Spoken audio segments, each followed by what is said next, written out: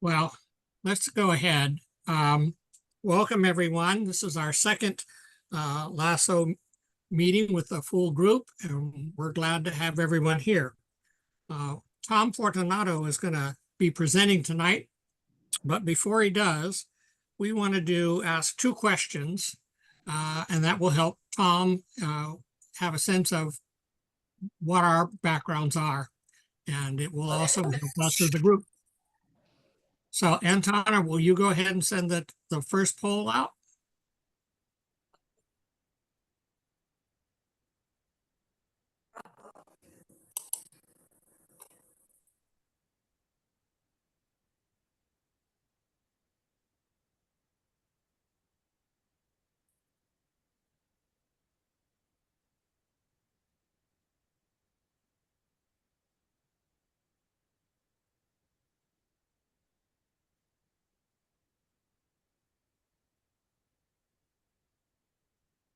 Hey. I have no idea how many people we have, so I don't know. We got 31. Okay. We have 31 of 35, so almost everybody's done it so far. Another 10 seconds or so, we can end it. All right.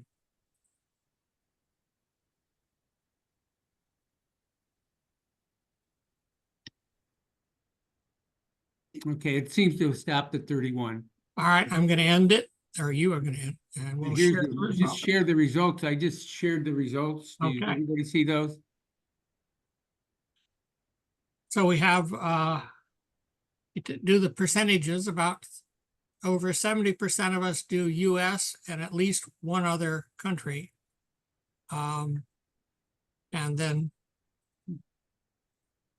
about 60% of us do worldwide, at least in a fairly broad sense. So it's a real good mix of people. Very good. Very good. All right, go to the next one. Right. Hold on. Back, okay. Here's the second one. Here's the second one. Okay.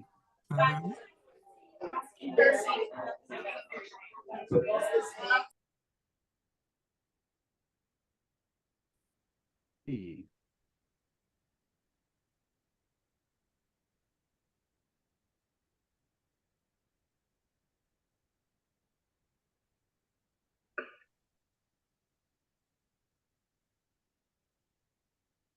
Hey, good mix. All right.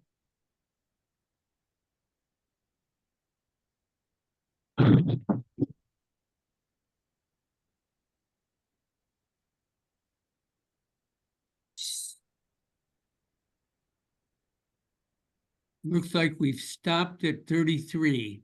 Yeah, it looks like about half of us do some topical in some way, shape, or form. Great. Okay. All right. Very good. All right. Wonderful. Well, that should give everybody, all of us, an idea of what we all collect.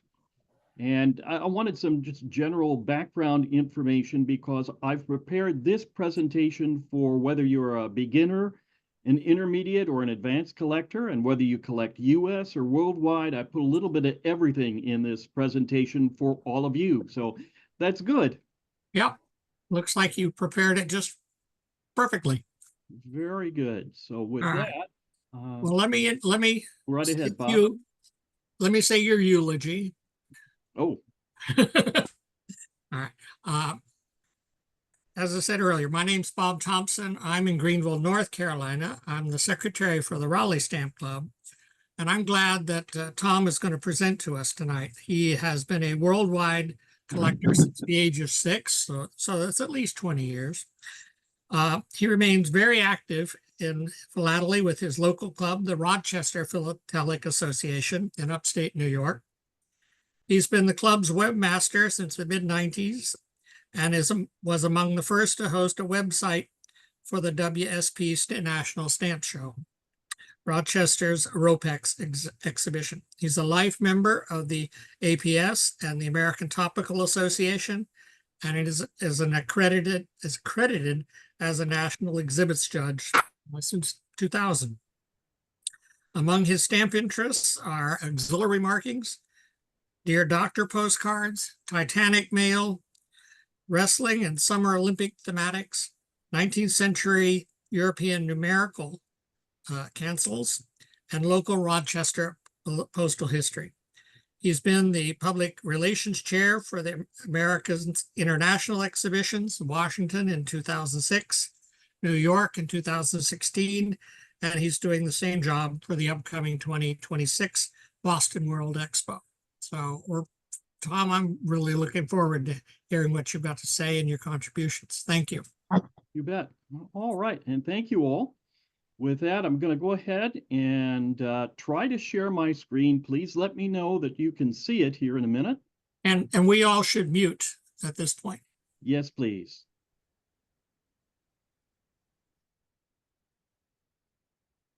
Yay.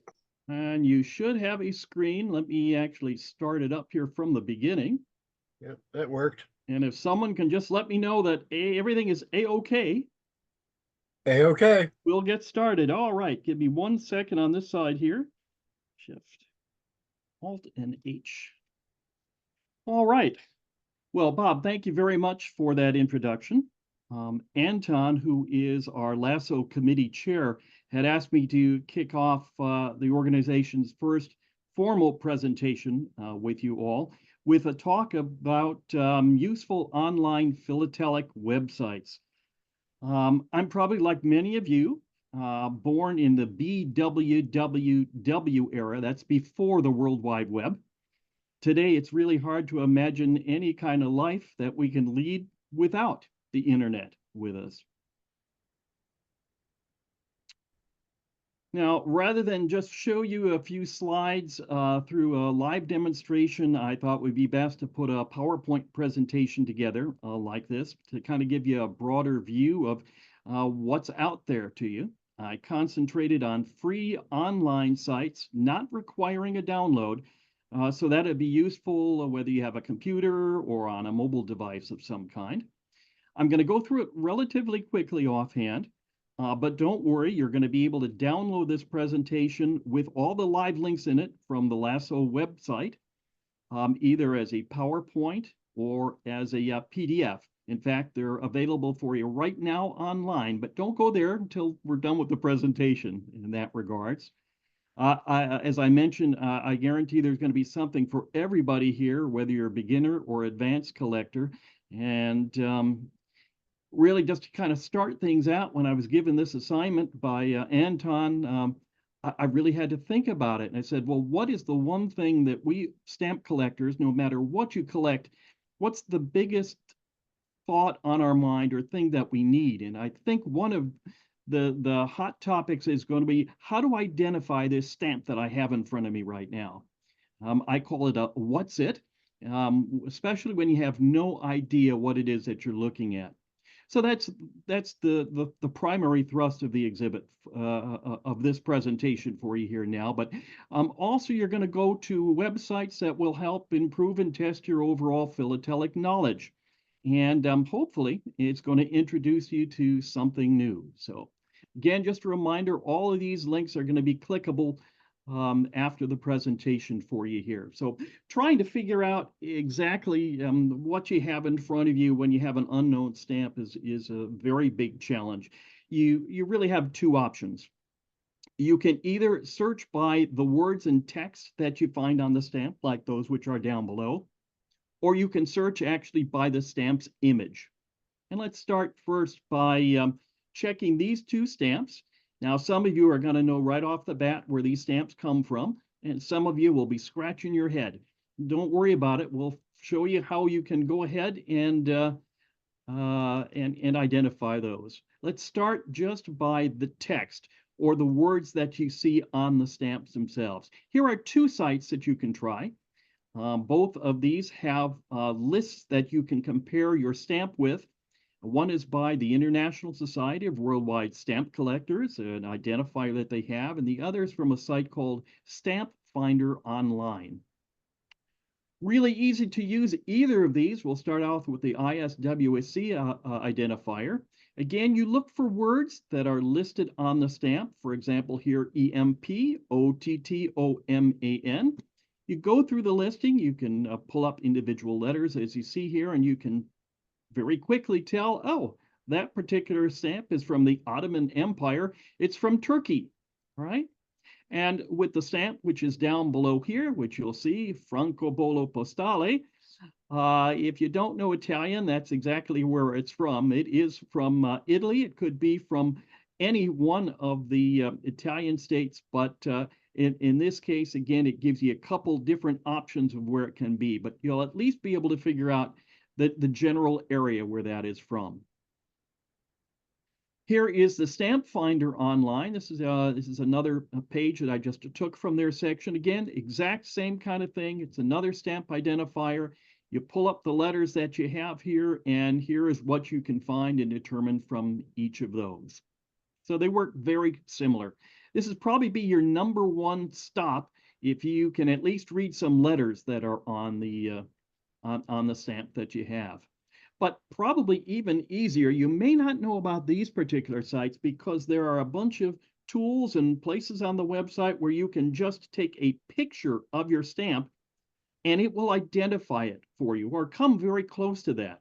If you have just the image of the stamp, which works especially well for letters that you might not be familiar with or characters which are on there too, you want to go to one of these two sites. One is called Connect, which also has a phone app that you can put on your phone, which works the exact same way. And the other is something called Google Lens, which you may be familiar with now, which also identifies stamps in this particular case just by the image alone.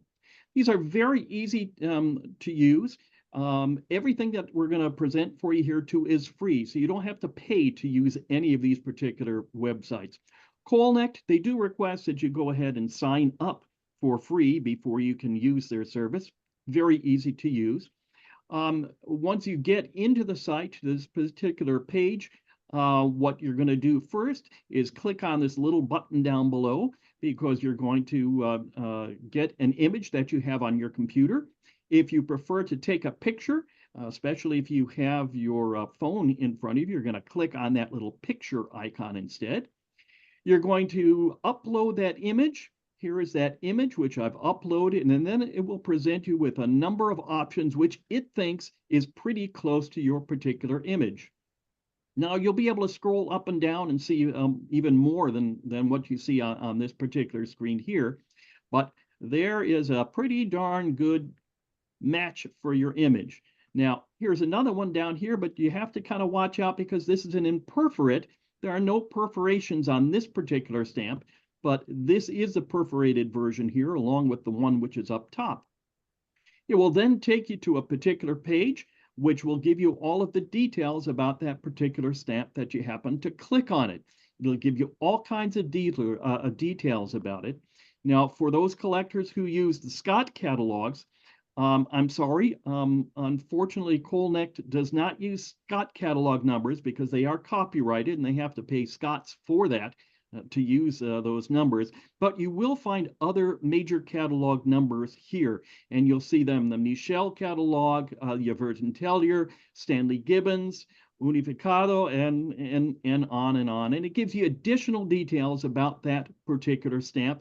Everything from its size, its format, etc., and even let you know if some of those may be available for sale right now on eBay, if that was of interest to you. Kind of interesting. Now, the same thing with the second stamp, which I have down here, which happens to be from Japan. Note that some of these are in blue text, and anything which is a blue text you can go ahead and click on, and you can again find out additional information about that particular aspect of the stamp. Google Lens. You may have Google Lens right now either on your computer or a phone app. Very also easy to use. It's right within the browser if you're using Google. You click on the little icon which is on the end here. You're going to upload your image and drag and drop it into this particular part of the page. And voila, it is going to come up with some images that it believes is close to that particular stamp that you happen to have. Now, the one thing about this, for the most part, what it will bring up throughout this particular page, it's going to go to eBay and show you eBay items that look like that particular stamp. Now, that, of course, will help you identify the stamp to a point, but it'll probably at least give you the basic information of what you need and what you were looking for that particular stamp. Now, those can be used either for identifying worldwide stamps or US stamps, but now I'm going to concentrate on a couple sites that are probably best if you have a US stamp. And one of the most frequent questions that people have put in when you register to be part of LAS0 was, I've got this stamp, how can I tell which version of this stamp I have? Especially when it comes to earlier US stamps, there are a lot of lookalikes. Now, these three sites will help you identify them. One is called 1847 Home. Another is from the Kenmore Stamp Company, and another is called Swedish Tiger. And we'll go through each of those, kind of show you what those are. The Stamp Smarter 1847 homepage will give you a number of what they call finders here to assist with US issues. These are visual finders. You have to kind of guess what time period those particular stamps were issued in so that you can get to the right visual finder, as you see here on the bottom of the page. But if you click on one that you think is close, it will give you a bunch of other potential options. In this case, I picked the Washington Franklins, which are probably one of the hardest to truly identify correctly in US stamps. Click on the one that has the appropriate denomination for you. In this case, I'm looking for a 2-cent stamp. You're going to click on that. Takes you to another page, and it will show you a variety of, again, what I'll call those lookalike stamps for you. Now, these do or will show you additional Scott numbers, which, again, that is the numbering system we use here in the US and North America, Canada as well, for identifying stamps. Now, if you're looking for more older stamps, the Kenmore Stamp Company has a US stamp identifier geared more towards those stamps that were issued before about 1920 or so.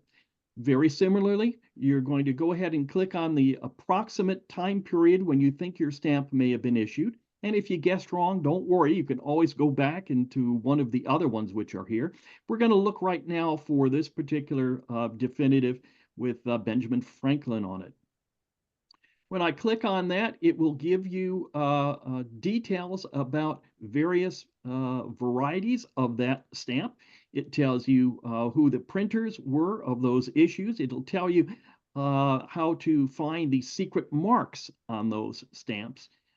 Very difficult to determine if you're a US collector without having that basic information for you so that you can determine and decide which Scott numbers, what stamp do you actually have? Do you have the really cheap version, or do you have something that's worth a few bucks there? Okay, if you want a really deep dive into US stamps, and again, more in the classic era offhand, you're going to go to this site called Swedish Tiger. Now, why in the world it's called Swedish Tiger, I have no idea. But it is the classic of classic stamps online. And we're going to look for, again, I've got an arrow here pointed towards a very common 3-cent stamp that was issued during the Civil War period, about 1860 to 1865-ish or so. I'm going to click on that. And what I love about this particular site is it will give you probably the most accurate color varieties available online of US stamps. Now, color is very difficult to determine. Do you have one that is worth, again, a fortune or a more common variety? For those of you who know your US stamps, you'll probably recognize the second one over here, which is 64A. It's the pigeon blood pink variety without a grill. It is one of the more famous of this particular stamp, and it's also the one that's worth about $5,000 to $8,000 compared to the common varieties, which might be worth maybe 25 cents. So if you're looking for color varieties of the earlier US stamps, this is a great site to go to because it will at least give you an idea of what some of these color varieties look like. Now, it will dig even deeper into that because it will then show you an approximate value of what some of these stamps happen to be. It will show you varieties and errors of these stamps. It will show you an example of covers that you see here. There will also be forgeries, if there are forgeries of the issues. It'll give you so much information. It's going to be information overload to you, clearly. I'm going to suggest at this point, too, that make sure that you have your computer or your phone on mute so that we can't hear you.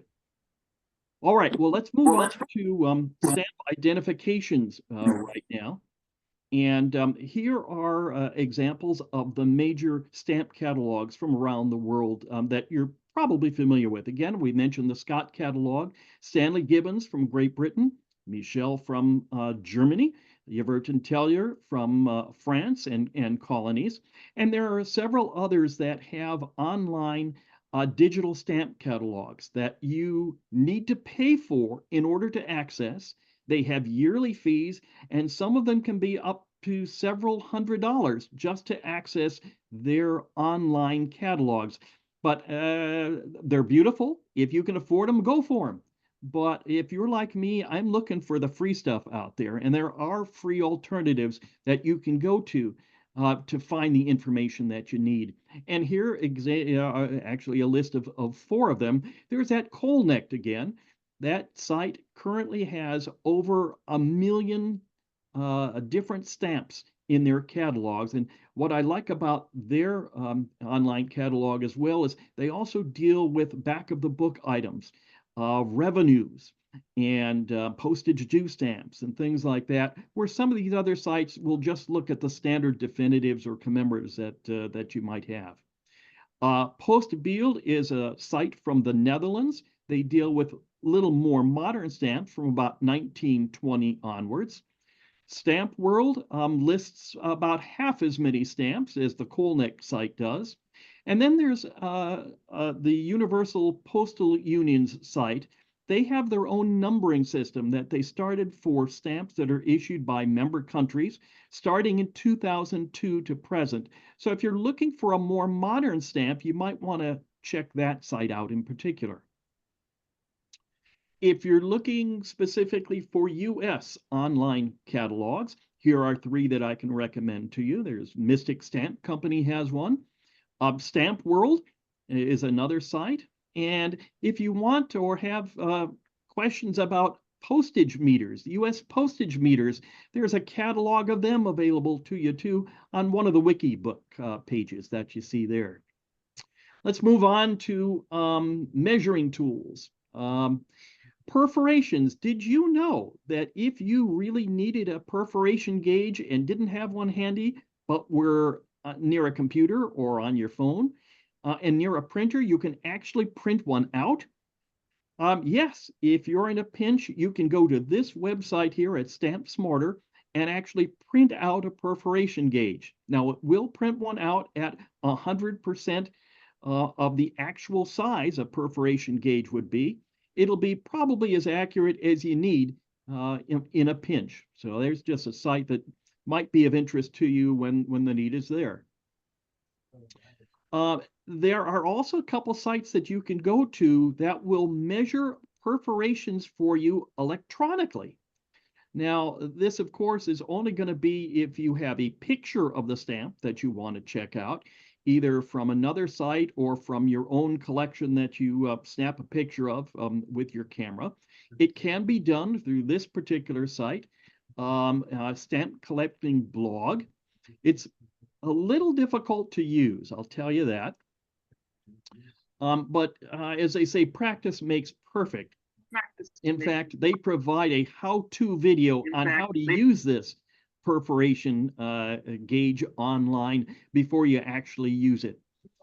it's a little hard to use, but if you need it, it's there and available to you. Now, one of the other questions that a lot of people put down, well, several people put down when you registered for LAS0 is, I have a lot of problems trying to figure out what the watermark on this particular stamp happens to be. And I guess I didn't realize that there is an alternative to the old-fashioned method of putting some watermark fluid in a black tray and turning the stamp upside down and trying to look for that particular image of the watermark that you're looking for. There are some suggestions through these websites online that will explain a whole process to you of how you can do that digitally by just using a scanner and some black paper and doing a little bit of manipulation electronically to try to make that watermark show up for you.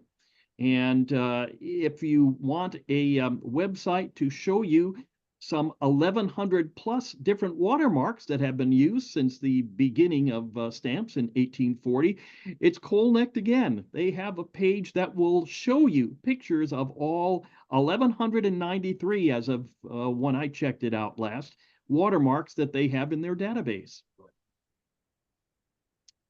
You may not have heard of something called a cancel extractor.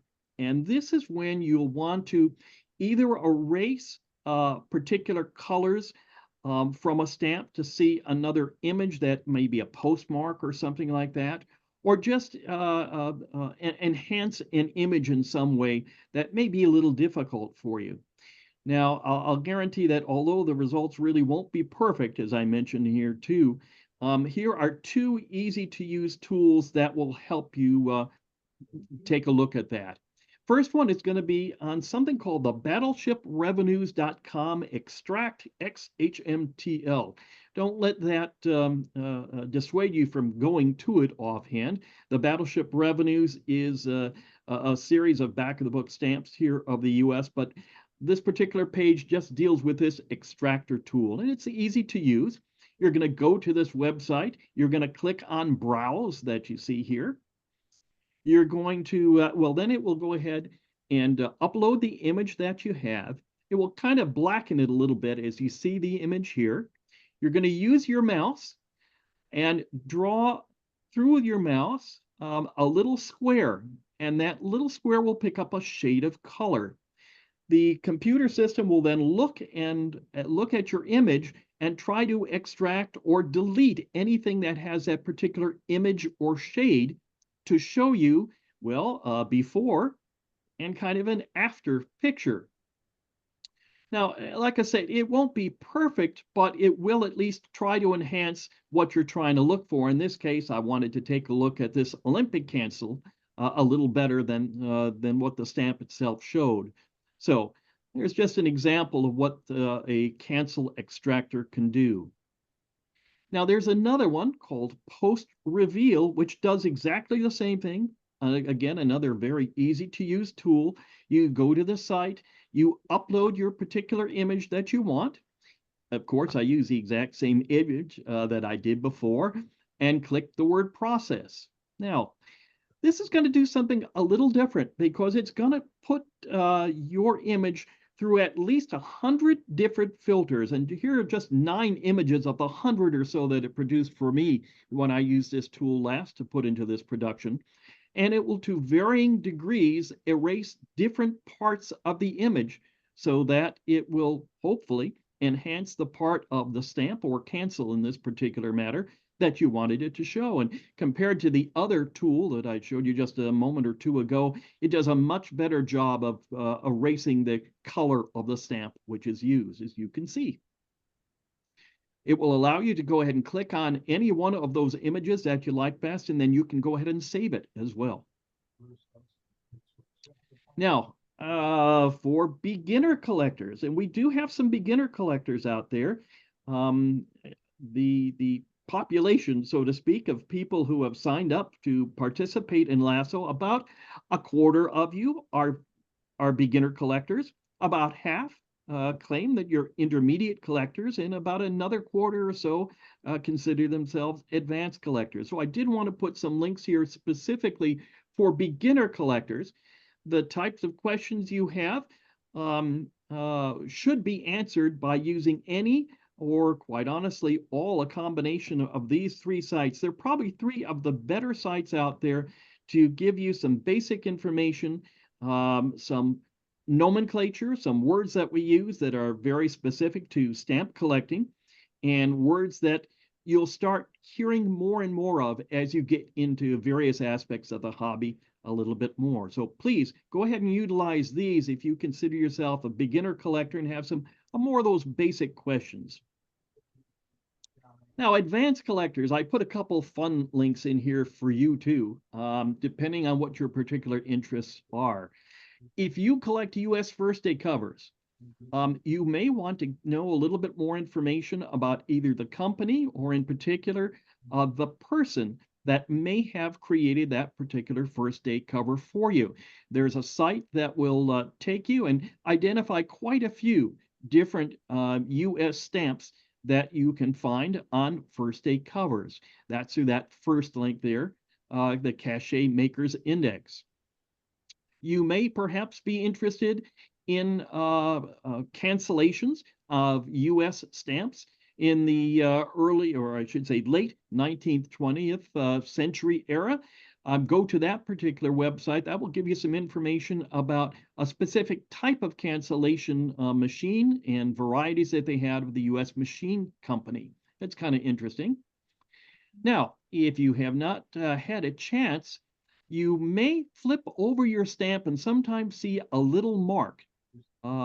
It could be a pencil mark of initials, for example, or even a very small image of some kind impressed with ink. That might be what's called an expert mark.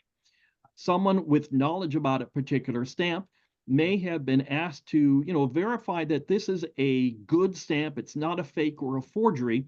And philatelic experts, since the beginning of postage stamps, again around 1840 or so, needed a source to go to, a person to go to verify, hey, this is a real stamp rather than a fake. And this site lists and shows you the various marks that people for more than a century have used to, again, just mark that stamp as a genuine item. And if you're into worldwide stamp varieties, especially of more recent stamps, there is a site called worldstampproject.org that you should go out and take a look at. If you fly spec, and fly specking is an interesting part of the hobby, finding very small little differences between one stamp and another that are done on a regular basis or were printed on a regular basis. You can go ahead to this site and it will at least show you some of those. Now, that's really just the start, not of my presentation, but the start of you and your investigation to go out to the website on the LAS0 website, learningaboutstamps.org. You're going to find there at least 200 or so links that will take you to other online resources. Again, they are all free. I think there may just be an exception of one of them, which gives you the option to download a demo version of a particular program, but it will cover all of these areas that you see on the screen here. In fact, I broke these down into categories, which you'll find there too. There's simply not enough time to go over all of these with you, and I certainly go ahead and urge you to explore these. These cover everything, as you see, from blogs and general informational sites that people have put together on down to almost any other thing you can think of as far as philately is concerned. There are many, many, many sites here for you to explore. If you are a member of a stamp club, the question everyone happens to say is, I need programs for my particular stamp club. Well, guess what? Go to the presentations section here. There is a presentation page that deals with mixed media, PowerPoints, PDFs, and things like that. And there's another section there of presentations exclusively of online videos that you can go ahead and use with your stamp club. Another question people ask a lot is this a genuine stamp or is it a forgery? Well, there are a number of sites that you can link on to that will give you information on how to identify a regular stamp from perhaps something that might be forgeries. But go ahead and explore. That's really the one big thing about our organization. We want you to learn more about stamps, whether it be on your own with fellow collectors, and go ahead and have a ball. There you go. Let me go ahead and unshare here. That was wonderful. Thank you. I've made a number of notes and I'm glad the presentation is going to be available. It's available right now online. So you can go there anytime at all and download the presentations. Let me pull you all on up here. Give me a moment. There we go. Let me unshare. Are we back to normal, Anton? Your presentation is still up. Am I still up? Oh, okay. Sorry about that, folks. It shows there that I'm up, but I will take this down. And as Anton has indicated, if anyone has questions of Tom, Stop share. Okay, I think that should have stopped. and All if anyone right. has questions, please go ahead and either put them in the chat or raise your hand and ask. Brian Jones in San Jose. I'd like to ask if anybody has any experience with those tools that Tom mentioned about on the Washington Franklins, particularly picking out those single and double line watermarks on used stamps. They always show the examples are always with mint ones. And guess what? Some of us, can buy the used ones.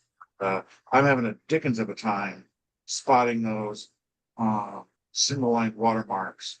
Does anybody else have any words of wisdom?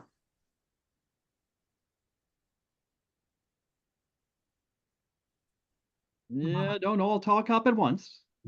Watermarks are very difficult. Single line especially. Yeah. Brian, I've taken the Washington and Franklin's course twice at the APS summer camp, and it's still a very difficult process. It's just most of us don't look at enough of them to begin to catch them. And even then, there are many that are just impossible almost. Select the country that doesn't have them. And it's frustrating because I don't want to put a stamp in my album. I have a good old fashioned Scott National album. And my policy has always been I don't mount it till I'm satisfied I've put it in the right place, that I've identified it correctly based on perforation and all those other considerations. And the stamps I have not been able to identify sit in a stock book next to my album. And so when you look at my album, the pages for Washington Franklin's are embarrassingly slim because I just haven't been able to satisfy myself as to what my own inventory of stamps are, because some of them have come through sources where the identification wasn't satisfactory to me. Let's just say that.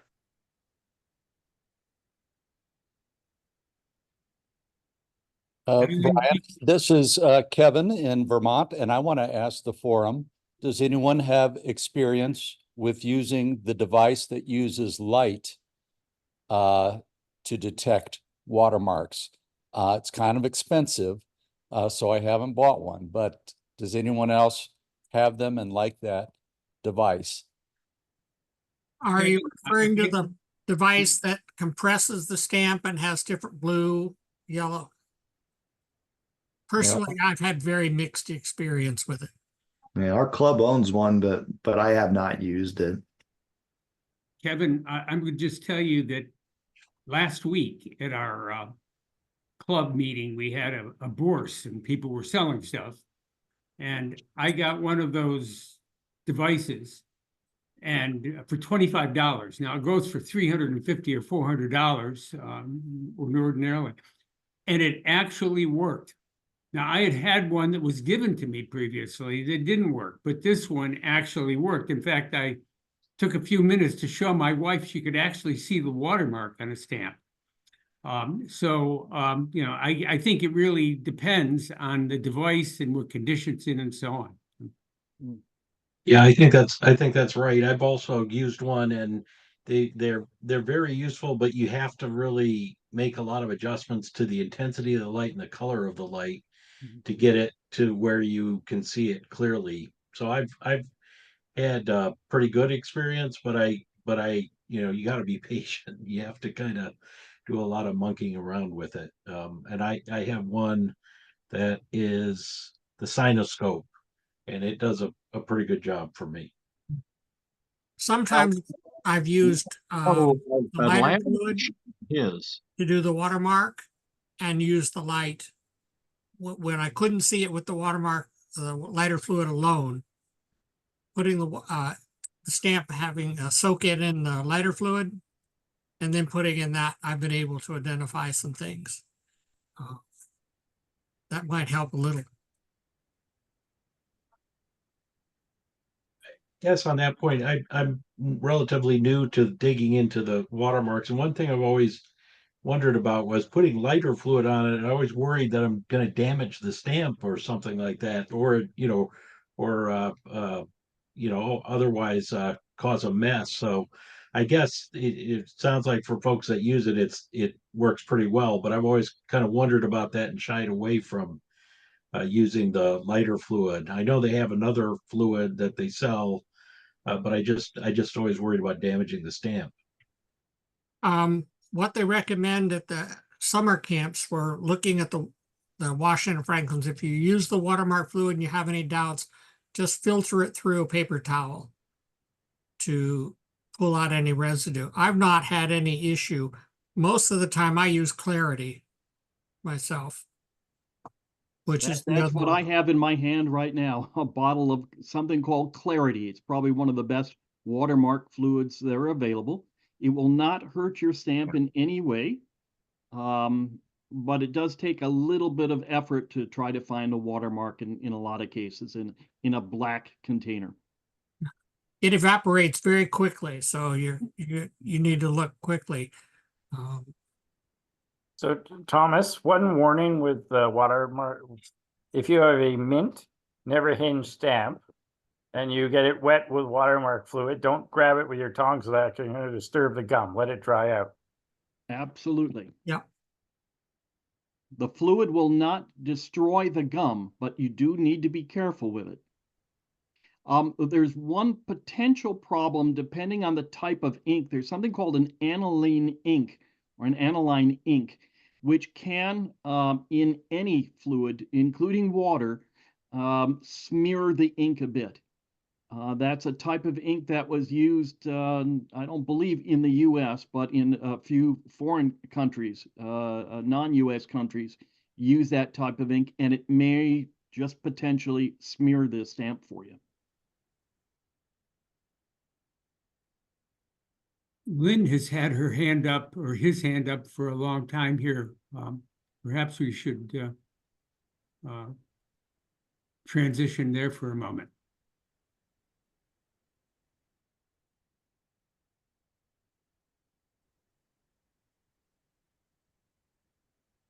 Lynn, go ahead and ask your question. Unmute yourself, please.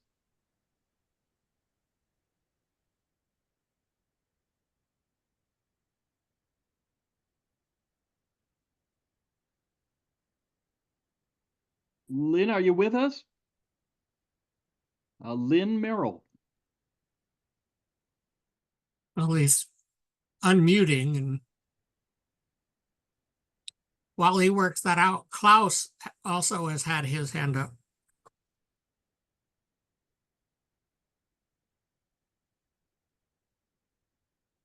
Sorry, they're just by accident. Okay, sorry. No question. While we're waiting for Lynn, I'm going to ask you a question, Tom. Of all the things you talked about, all the tools, and very frankly, I'm amazed at how much information you've acquired over the years. What was the single tool that's been most useful to you? Well, probably as a worldwide stamp collector, one of the identifiers would probably be the number one thing that I would go to. There are many countries, especially dead countries for that matter. And there are weird characters, which are not the kind of thing that we would read in our ABCs, so to speak. A lot of stamps just have those types of characters, and I would go to identifiers to help me with many of those.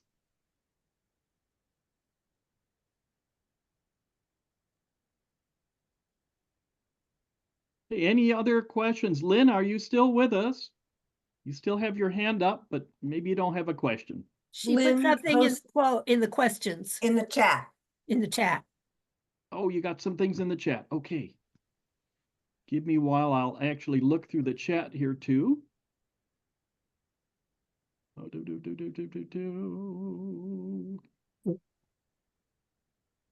Oh, Lynn has put his question there. Okay. He's asking about advice to give someone who's trying to sell off a worldwide collection. Oh, we get that question all the time. And I dare say I get that question posed to me once or twice a day because I'm the webmaster of our local Rochester club. And one of the things we do is a free evaluation for anyone. Any member of the public is welcome to get a hold of us. We'll give them an idea of what they got. And that's probably the number one question people have. What advice do you have about selling off a collection? And in this particular case, Lynn, you've got a question on a worldwide collection. Well, number one, find out if there is a local stamp club that's kind of near you, where you can bring it to at least someone who has some knowledge about stamps, take a look at it and you know, give you some advice in that regards. There aren't that many dealers around that there used to be in years past, so trying to find a local stamp club would be the easiest thing. I guess as a last resort, you can get a hold of me and you can send some photos this way, at least to give me an idea of what you have, and I can try to point you in the right direction. My email address for anyone is available. It's on the presentation that I gave to you tonight, but it's stamp, S-T-A-M-P, and then my initials, tmf@gmail.com. And that's probably the number one thing I do to as a first possibility for people who have questions about, you know, what are my stamps worth, or how can I sell it, or what do I do with it, or how to identify it. I ask for a couple of photos first to give me an idea of what they might have, and kind of go from there and then point them in the right direction. Okay, Bob has a note there in the chat as well too. I personally have used Colnect in the past, and it is a great stamp identifier. It is indeed. And I go back to H.E. Harris, stamp identifier as well too. Yep, another good source. But it is truly amazing the number of resources that you can find on the web. Most of them are free to help you with whatever issue you have when it comes to philately. I'm amazed myself at some of the things that you can find. Another question. Basically, you referred to Clarify as a watermark detector. I'm running kind of low on one that I bought from a dealer who is Lincoln Stamp and Coin in Buffalo, and he's out of business now. What would you recommend getting a watermark detector, or looking at the various ones online? Well, if you're looking for the watermark fluid there, Yeah, Bob, fluid. or the The fluid? Yeah. I have to find out. I think I've got this from Amos Advantage, which are the people who run Lynn's Stamp newsletter. But Amos Advantage is one of the companies that are online that you can find a lot of different tools and philatelic supplies for of all kinds. That's Amos, A-M-O-S? Amos, A-M-O-S, and then second word, Advantage. Okay. They're the publishers of Lynn's and Scott's. Indeed. Actually, Tom, I bought that same fluid you described from Amazon, which evidently Amazon sells anything in the world. I don't know what they don't sell, but you probably can get it there easily also. But Amos Advantage is also a place I bought from. I've bought it from Mystic as well in the past. Tom, can you go up and address right before Lynn's question? Bob has asked about using your presentation. It's right above Lynn's chat. Yeah. Ah, okay, yep, give me just a moment. Let me go on up there. Oh, yes, by all means, anyone can go online to use my presentation for you individually or for a stamp club or other people. Share it, please. In fact, I'll put in a plug for my local stamp club here too, the Rochester Philatelic Association at rpastamps.org. We probably have at least, well, a couple hundred presentations that you can go to in a variety of formats. And you can use any of those programs as well too. So, and there is a link for that on the presentation, PDF or that. So by all means, anything that we as a club do and will put online for you is available. It's, I guess, public domain, Anton, would probably be the best way to put it, eh? Yeah, absolutely. I mean, our goal is to share information and it's not to hoard it. Absolutely. That's what this hobby is all about, sharing your information. Anybody know any tells for, one of the questions I get is, as you may know, there's a lot of counterfeit postage for sale online. I see it a lot on Facebook, and other websites are selling a lot of counterfeit postage coming out of China. And I'm hearing that even, I've never handled any myself, but I understand they even have the tagging down pretty well. And that, as I understand, is not a tell. Does anybody know any way to tell if postage is counterfeit or not? That really is going to depend on the issue itself. As you pointed out there, Brian, in some cases, the tagging is going to be a little off. Maybe it's going to be missing. Maybe it's going to be the wrong shade. Maybe it doesn't produce the right light when you put a blue, put a light on it, a UV light. There can be a problem with the printing process itself. It could be, in fact, one of the issues of U.S. stamps that was found to be counterfeit fairly recently even had a stamp in the wrong position compared to other stamps that were around it. So it really depends on the stamp. There are so many counterfeit U.S. stamps out there. It's hard to keep track of all of them. Yeah, all I've been able to tell people is to look, if it's for sale for 50% off, then it's counterfeit. Otherwise, you know, particularly if you don't have a real one, a known real, and then the question one to compare under UV light, it's pretty hard to. Frank, I think you had something you wanted to say? Well, I just wanted to add to that. If the price is too good to be true, you can bet that they're counterfeits. They're everywhere. And it's difficult to determine by comparison. Some of the counterfeits are arguably better than the originals. So the best thing to do is just buy from the post office. But the other thing I wanted to throw out there was about watermark fluid. I've had really good luck using heptane. And if you have a look at the bottle of, a little tiny bottle that cost you $12, it very likely says that it contains heptane. I think that some of them on the market are all heptane. That's HEPTANE. And you can buy that online instead of $12 for a tiny bottle. It's about $25 or $30 for about a quart. I don't remember exactly because it's been so long since I've had to buy any. And the only advice about it is that what I do is I download a bit into a small glass jar with a good seal because it'll evaporate very quickly, which you don't want to have happen. So I don't know whether anybody's had any experience about that with that, but it sure is a cost saver. Good. I need to interject one moment. Phil, I know you have your hand up. Let me make a couple announcements for those who may have to leave at 9 o'clock. And then Phil, we'll go to you and make sure you get your question in. First of all, I'm right now putting an evaluation link in the chat pod. sometime before you leave, please make a copy of the link, and if you can, go directly to it and complete the evaluation. It's the way we get feedback. In fact, the last time we did this in June, we got some great feedback, and it's going to help us as we move forward. So please do that for us. Secondly, our next program is going to be on August 20th, and this is going to be interesting. It's going to be one of the participation programs. We're going to be in breakout rooms. We learned a lot from our first program about using the breakout rooms.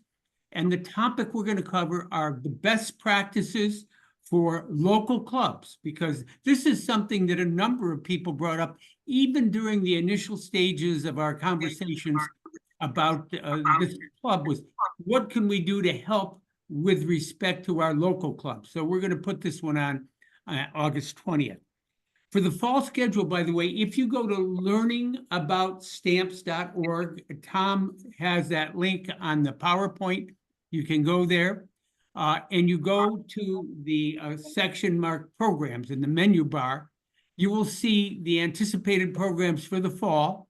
And you will find also a subcategory where you will find the presentations, including the recordings and the PowerPoints and the PDFs for all the programs we do. Obviously, Tom's is the first one, but we will continue to grow that as the time goes on.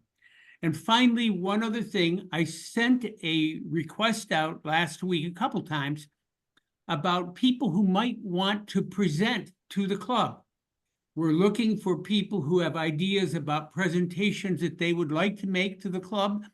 If you feel there's something you'd like to speak about and you would like to put together some kind of presentation, please fill out the link. There's a short proposal you make. We'll be going over those this summer. We've had a few that have come in already, but not that many. We want to encourage you. This is a way for us to share what we know. Okay, Phil, go ahead, Phil. Hi, folks. I'm from Canada, and we too have that same issue with the fake stamps. And so some people have looked at it, and they've looked at the perforations, and the perforation is cut by a laser, which then leaves a brown edge around the circle, and it is not a perfect circle. So that might help. I don't know about the American stamps, but just throwing that out there, just have a look. That might be something that you can find on your fakes. Thanks. Anton, I just went on our website and I did not see upcoming programs on there. I know it used to be, but I don't see it. Well, I'll tell you what, I'm there right now.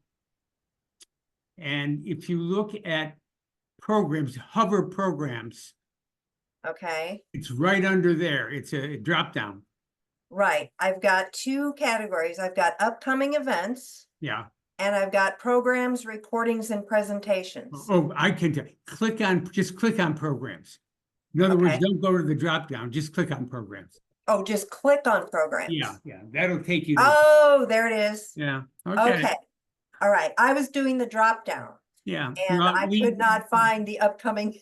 Okay, there it is. I got to tell you something. This is the work in progress, and we're trying to find different ways to organize the material. We're trying to reduce the number of menu items on that top bar because it gets so complicated. It's hard to find something on the top bar.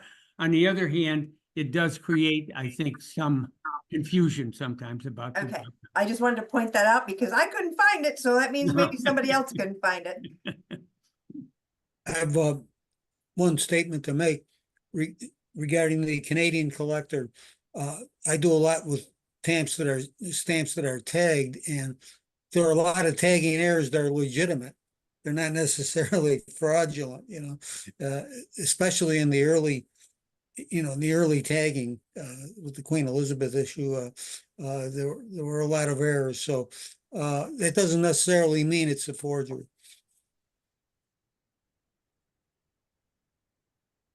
Patrick, you have something you wanted to say. I was just going to ask, do you guys use WordPress for the club website? We do. Okay, there is a way within WordPress to move what you have in programs down underneath it. And then just make programs a label. It's basically when you're in the menuing system, you just have to put a hashtag in Yeah. for the word programs, and then it basically is just there at the top. And that page that you have under programs, you just drag down a little bit to get a third option there. Okay, That, thank you that very would much. take care of Diane's concern or not able to find it, because it is unusual to have a menu where you click that first one. I've had that problem on our club website already. So that's Thank a you. fix for That's that. great advice, Patrick. Thank you so much. Appreciate it. May take me a couple days to figure it out, by the way. I'm not the world's smartest person here, but on the other hand, I think we can make it happen. Thank you. Feel free to call. Okay, appreciate it. Anton, we are at about the hour limit, just an FYI for you. Yeah, we did I'll tell you what, at this point, the way we handle it is people can hang on if you want to chat. I think Kevin has something he wants to talk about. And otherwise, folks, you have to feel free. If you need to leave, please do so. If you want to hang out with us, do that. And we can talk. Kevin, do you have something you want to talk about? Yes, thank you.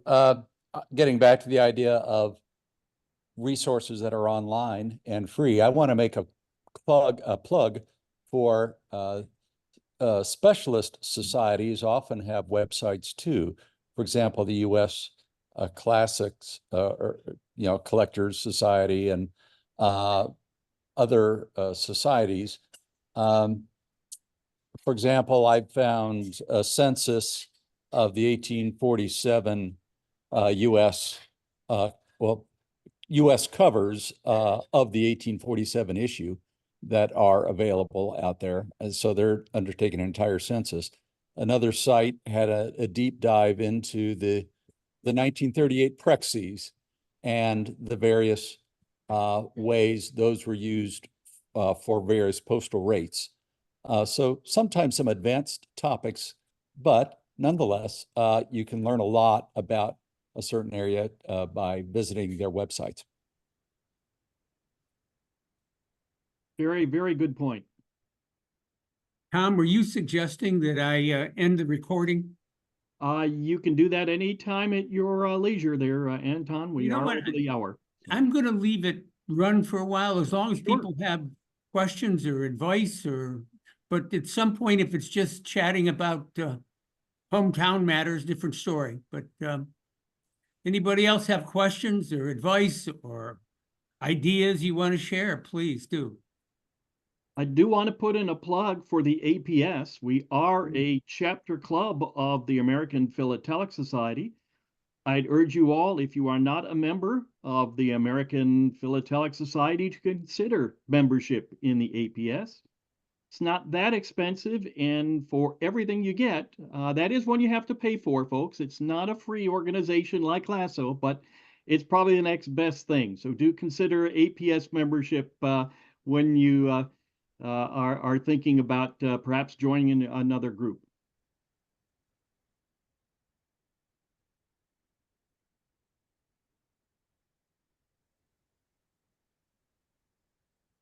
Well, the floor is open to whomever would like to comment or ask a question, or those of you that are leaving, thank you for joining us.